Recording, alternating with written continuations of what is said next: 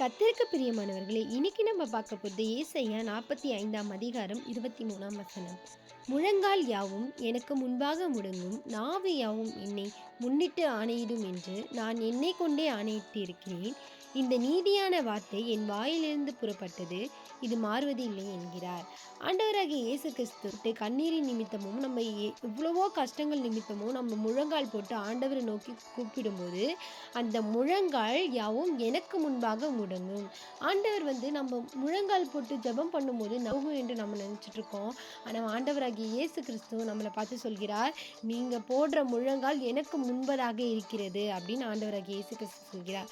நாவு யாவும் என்னை முன்னிட்டு ஆணையிடும் என்று நான் என்னை கொண்டே ஆணையிடுகிறேன்.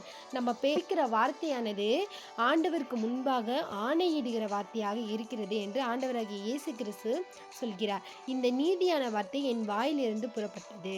நம்ம ஒரு சில விஷயங்களை ஜெபத்தினால் பேசும்போது அந்த வார்த்தைகள் ஆண்டவர் மூலமா வெளிப்படுகிறது என்று ஆண்டவராகிய இயேசு கிறிஸ்து சொல்கிறார். இது மாறுவதில்லை என்கிறார்.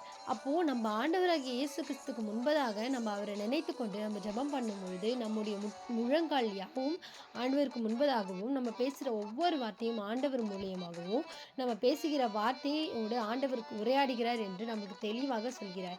இது மாறுவதில்லை என்று ஆண்டவராகிய இயேசு கிறிஸ்து சொல்கிறார். ஆமென்.